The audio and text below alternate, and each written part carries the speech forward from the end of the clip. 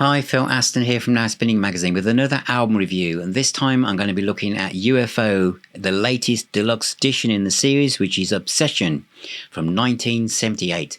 So let's dive in and have a look at the package that's available on vinyl and onto CD.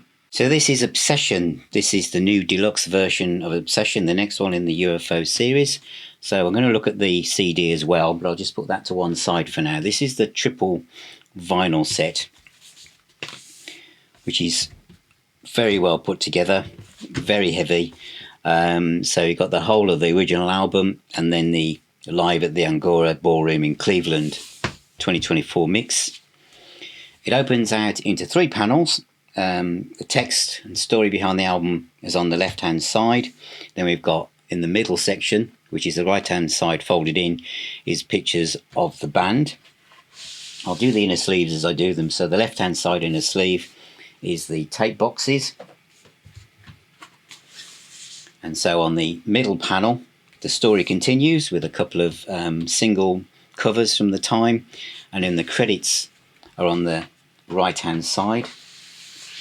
So in the center disc is a great picture of Phil Mogg and a picture of Pete Way and Michael Schenker, and on the right hand side is the story about Hello Cleveland. So again, this new mix is detailed there, and on the back is a picture of the band in full flight.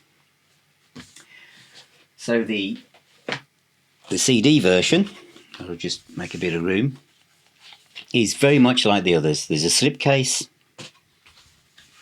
again 3 panels, where they've taken advantage to use these for the tape boxes, and also a single cover. There's no booklet. Personally, I prefer booklets for these things, but this is what Chris Liss and UFO have decided to do.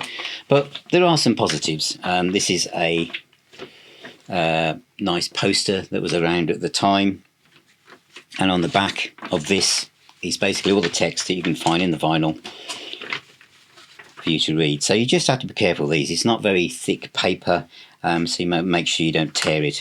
As I say, I prefer booklets, but they've done this for all of the releases in this series, so there is continuity, and that is the CD version. I'll now give you a review of what I think of both. So that's a quick look at Obsession from 1978. This is a new 3 LP vinyl set and also the 2 CD set. So yeah, I'm not a fan of the fold-out posters for the CD, but nevertheless, let's talk about the music and what it sounds like. I can't help at this point I just want to take some of you back.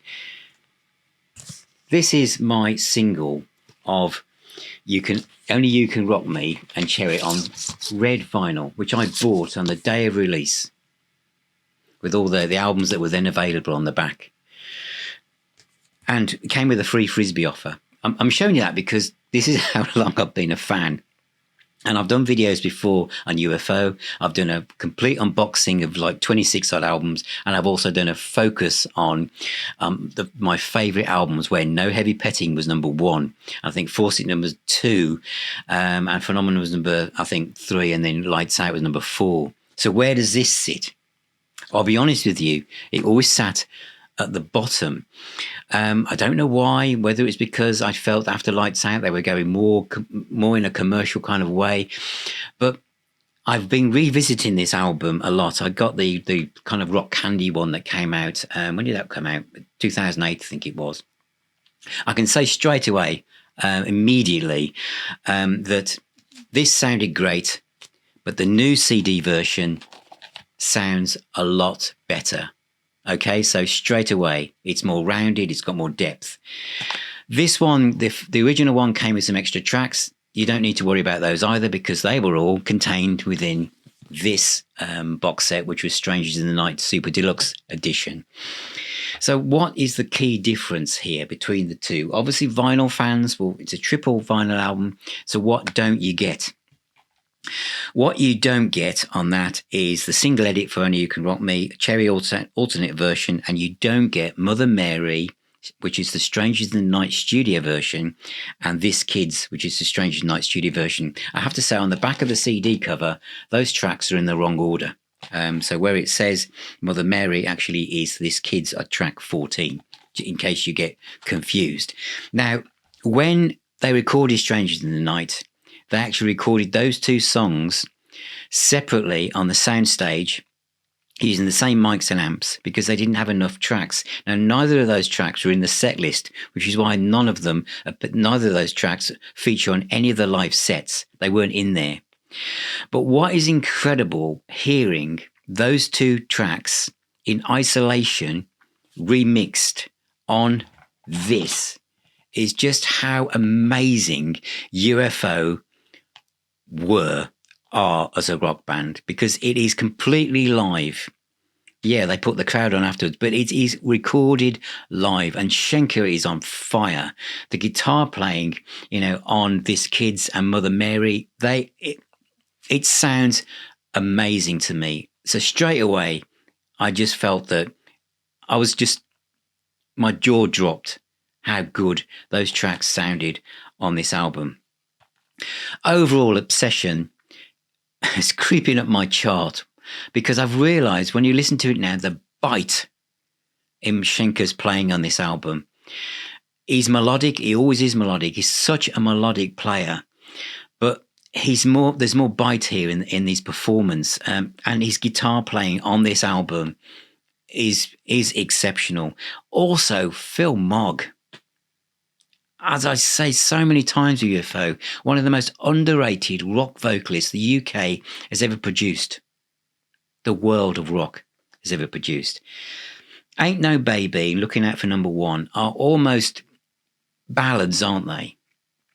But his vocal delivery and Schenker's ability to weave his guitar in amongst Mogg's angst and emotive feeling in his voice, the two of them, the whole band, and Pete Way, Andy Parker, Paul Raymond, it is to me perfection.